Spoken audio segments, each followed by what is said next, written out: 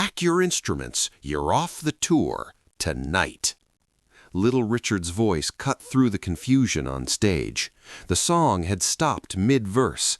The crowd of 2,000 people was murmuring, confused, and the band, veteran musicians who'd toured with Richard for years, stood frozen, instruments in hand, not understanding what was happening. "Richard, what are you—" "I said, pack your instruments," Richard repeated, his voice firm, loud enough for everyone to hear. "You're done. You're fired. All of you. Get off my stage." 5 minutes earlier, these same musicians had been smirking, watching the backup guitarist Richard had suddenly promoted to lead spot, expecting him to embarrass himself. "This'll be entertaining," they'd whispered to each other. "Watch the kid crash and burn." But the kid hadn't crashed. The backup guitarist, a 22-year-old named Jimi Hendrix, had just played 5 minutes of the most electrifying guitar anyone in that venue had ever heard. And little Richard, watching his crowd go absolutely insane, had realized something his veteran band members had been too blind to see. His backup guitarist was better than his entire band combined, and they'd been laughing at him. So he fired them, all of them, right there on stage, in front of 2,000 people. And the kid they'd been mocking became the story of how you can lose everything in 5 minutes by underestimating the wrong person. 3 months earlier, Jimi Hendrix had been hired as a backup guitarist for Little Richard's tour. It wasn't a glamorous position. Backup guitarists stood in the shadows, played simple rhythm parts, and collected small paychecks. They were invisible, replaceable, forgettable. But Jimi needed the work. He'd been bouncing between bands for years, always in the backup role, always in the shadows. Little Richard was a legend, one of the founding fathers of rock and roll. Getting hired for his tour, even as backup, was a step up. The rest of the band consisted of veterans, musicians who'd been touring professionally for years. They knew the business, knew the songs, knew their place in the hierarchy, and they made sure Jimi knew his place too. "You're backup," the lead guitarist told Jimi on the first day. "That means you play what you're told when you're told. You don't improvise, you don't showboat, you stay in your lane. Understand?" Jimi nodded. "Understood." "Good. Because we've had a lot of backup guitarists come through here thinking they're hot shit. They don't last. Stay humble, do your job, and maybe you'll keep this gig." Jimi did exactly that. For 3 months, he showed up on time, played his parts perfectly, never complained, never demanded attention. He was professional, quiet, reliable, the kind of backup musician every band leader wants. The problem was, the other band members interpreted his quietness as weakness, his professionalism as lack of ambition, his reliability as lack of talent. They started to see him not as a professional doing his job, but someone who wasn't good enough to do anything more. "Have you heard the kid play anything besides rhythm?" the bassist asked one night on the tour bus. "Probably can't," the lead guitarist replied. "He's been back up his whole career for a reason. If he was any good, he'd have his own band by now." Richard keeps him around because he works cheap, not because he's talented. They started making jokes, nothing cruel at first, just the usual tour bus banter. But as the weeks went on, the jokes got more pointed, more dismissive. They'd make deliberately complicated riffs near where Jimi was sitting, then laugh when he didn't react. They'd talk over him in meetings, forget to tell him about sound check times. Jimi never responded, never got defensive, never tried to prove himself. He just kept doing his job, showing up on time, playing his parts perfectly. What the band didn't realize was that Little Richard had been watching and listening and getting increasingly irritated with how his veteran musicians were treating the quiet backup guitarist who never missed a note. Richard had heard Jimi play, not just the simple backup parts he was assigned, but the real playing. Late at night after shows, when everyone else had gone to bed, Jimi would sit in the empty venues practicing. Richard had walked in on these sessions a few times, had heard what Jimi could actually do when nobody was watching. The kid was phenomenal. revolutionary, playing things Richard had never heard before, using the guitar in ways that seemed impossible. But Jimmy never played that way during shows, never showed off, just did his backup job and kept the real talent hidden. Richard understood why. In the music business of 1965, a young black guitarist needed to be careful, needed to prove he could follow directions, could be reliable, could work with others. Showing off, even when you had the talent to back it up, could get you labeled as difficult, and difficult musicians didn't get hired. But Richard was getting tired of watching his veteran band members laugh at someone who was clearly more talented than all of them. He was waiting for the right moment to teach them a lesson. That moment came on a Tuesday night in Atlanta. The band was backstage before the show, doing their usual pre-performance ritual. Richard was in his dressing room, door slightly open. He could hear the band members talking in the hallway. "Did you see the kid trying to tune his guitar earlier?" The lead guitarist's voice carried clearly. "Took him like 10 minutes. Probably doesn't even know what he's doing." "I don't know why Richard keeps him around," the bassist said. "We could hire someone way better for the same money." "Better?" someone laughed. "We could hire someone just as bad for less money. The kid's barely competent." More laughter. Jimmy was somewhere nearby, Richard knew, hearing every word.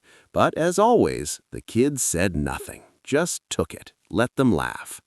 Richard had heard enough. He walked out of his dressing room and into the hallway. The band members didn't notice him at first, still chuckling at their own jokes. "Gentlemen," Richard said, his voice calm. The laughter stopped immediately. "I've got an announcement about tonight's show." "What's up, Richard?" the lead guitarist asked. "Tonight, Jimmy plays lead guitar. You'll handle backup rhythm." Silence. Complete, shocked silence. "Richard, he's not ready for—" "5 minutes," Richard interrupted. "I want him to play lead for 5 minutes. One song, that's all. Then we'll see who's laughing." The lead guitarist's face flushed. "Richard, with all due respect, he's backup for a reason. He doesn't have the experience." 5 minutes, Richard repeated. "That's not a request." The band members exchanged glances. This was humiliating, being demoted even temporarily in favor of the backup guitarist they'd been mocking. But Richard was the boss. They couldn't refuse. Jimmy, standing at the end of the hallway, just nodded when Richard looked at him. "You ready?" Richard asked. "Yes, sir." "Good. Show them what I've been hearing late at night when you think nobody's listening." The show started normally. Little Richard did his energetic opening numbers, working the crowd into a frenzy. The band played their usual parts, the lead guitarist in his usual spot. Everything was familiar, comfortable, routine. Then, about 20 minutes into the set, Richard stopped between songs and made an announcement to the crowd. "Ladies and gentlemen, I want to try something different tonight. My backup guitarist, a young man named Jimi Hendrix, is going to take lead on this next song. Let's give him some encouragement." The crowd applauded politely. They didn't know who Jimi Hendrix was. They'd come to see Little Richard, not some unknown backup musician. The band members were smirking. This was going to be embarrassing for the kid, they thought. He'd struggle through the song, the crowd would be polite but underwhelmed, and Richard would put things back to normal. Lesson learned, stay in your lane. Jimmy walked to the front of the stage. The lead guitarist handed over his position with barely concealed contempt. "Don't embarrass us," he muttered under his breath. Jimmy plugged in his Stratocaster, adjusted the amp settings slightly, checked his tuning one more time. Then he looked at the band, nodded, and started playing. The first note hit like a lightning strike. It wasn't just loud, it was electric, alive, completely different from anything the band had been playing all tour. Jimmy's fingers moved across the fretboard with impossible speed and precision, but it wasn't just technique, it was soul. Every note had intention, emotion, purpose. The crowd, which had been politely attentive, suddenly woke up. People started standing, moving toward the stage, screaming. 30 seconds in, little Richard was smiling. 1 minute in, he was laughing with delight. 2 minutes in, he was shaking his head in amazement. This was what he'd been hearing during those late-night practice sessions. This was the real Jimi Hendrix. The band members weren't smirking anymore. They were trying to keep up with Jimmy's playing, but it was like trying to follow a language they'd never heard. He was bending notes that shouldn't bend, creating sounds that didn't exist in their understanding of guitar, playing rhythm and lead simultaneously in ways that seemed physically impossible. 3 minutes in, the crowd was in absolute chaos. People were dancing in the aisles, screaming Jimmy's name, a name they hadn't known 5 minutes ago. The energy in the room had completely transformed.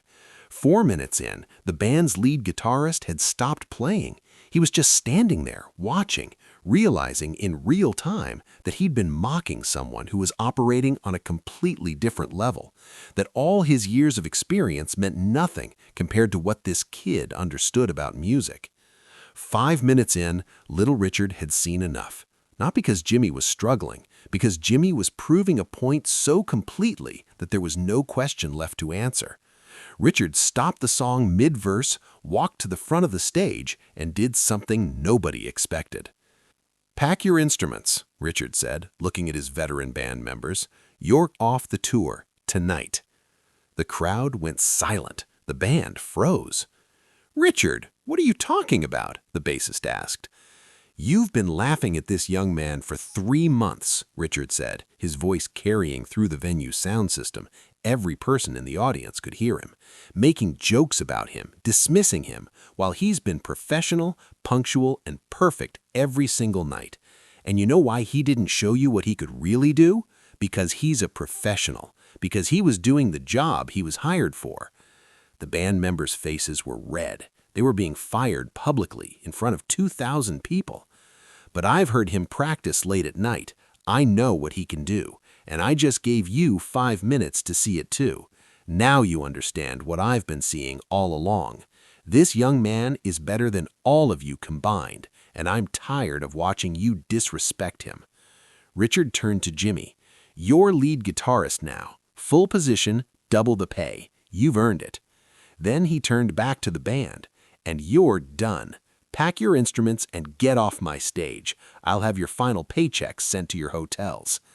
The venue was still silent. Nobody moved. Nobody breathed. "Now," Richard said. The band members slowly started unplugging their instruments. They couldn't look at Jimmy, couldn't look at each other. They'd been veterans, professionals, respected musicians, and they'd just been fired in front of 2,000 people because they'd underestimated the kid. As they walked off stage, the crowd erupted in applause. Not for them, for Jimmy. For the backup guitarist who'd just become the lead guitarist, for the moment of justice they'd all witnessed. Little Richard turned back to the microphone. "Ladies and gentlemen, let's give Mr. Jimi Hendrix a proper introduction. You just saw history. Remember the name, Jimi Hendrix. You're going to be hearing it a lot." The rest of the show was different. Jimmy played lead guitar, and the crowd responded like they'd never responded before. After the show, Richard hired new backup musicians, younger, hungrier, and smart enough not to underestimate anyone. The fired band members' careers never recovered. Word spread quickly in the music business. They'd been fired by Little Richard for disrespecting Jimi Hendrix. And as Jimmy's star rose over the following years, as he became recognized as the greatest guitarist in history, their story became legendary for all the wrong reasons.